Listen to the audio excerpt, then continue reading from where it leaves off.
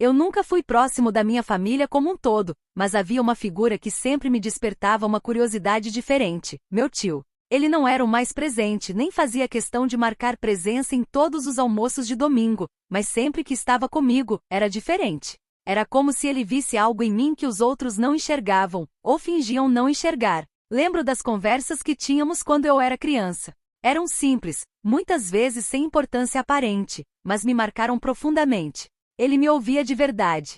Me fazia perguntas que ninguém mais fazia. E quando eu errava, ele não me julgava, me ensinava. Enquanto isso, o resto da família parecia sempre andar por cima de cascas de ovos ao redor dele. O nome dele raramente era citado, e quando era, vinha seguido de um suspiro, de um olhar trocado, ou de um silêncio desconfortável. Até que um dia recebi uma ligação. A voz do outro lado da linha era fria, direta, quase indiferente.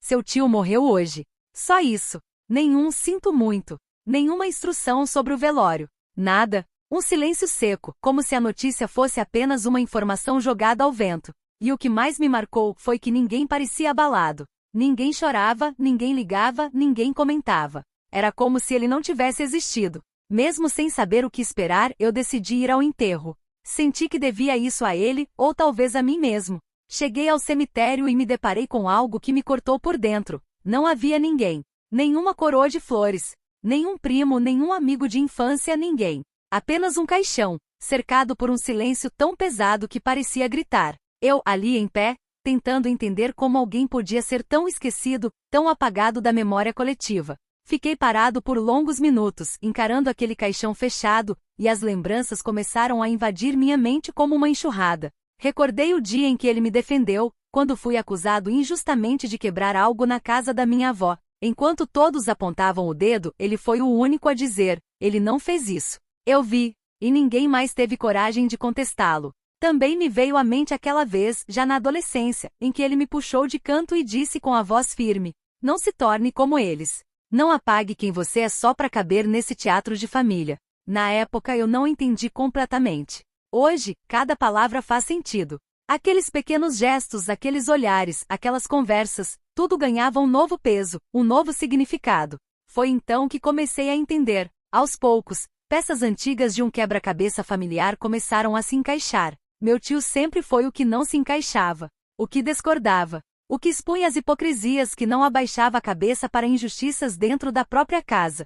E por isso, foi isolado. Tornou-se o incômodo o problema, o melhor deixar para lá. Em vez de enfrentarem seus próprios erros, preferiram apagar ele. E eu entendi mais.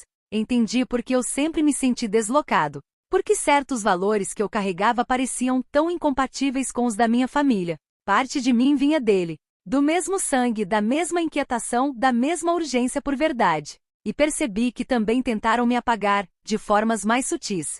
Com indiferença, com exigências disfarçadas de amor, com aquela velha frase: faz isso para não causar problema. Naquele momento, diante do caixão, senti que conhecia meu tio mais do que nunca, tarde demais. E chorei. Chorei por ele. Por mim. Pelo que nos foi tirado, a chance de aprofundar uma relação verdadeira, de sermos aliados em um lugar que nos ensinou a calar. Voltei para casa diferente. Ainda com o coração pesado, mas com um propósito que eu não tinha antes. Eu não vou repetir o padrão. Não vou ser cúmplice do silêncio que apaga pessoas. Não vou ignorar o que dói só porque é mais confortável. Meu tio partiu sozinho, mas deixou uma herança que ninguém conseguiu roubar: a coragem de viver com verdade. E essa herança eu vou carregar com orgulho.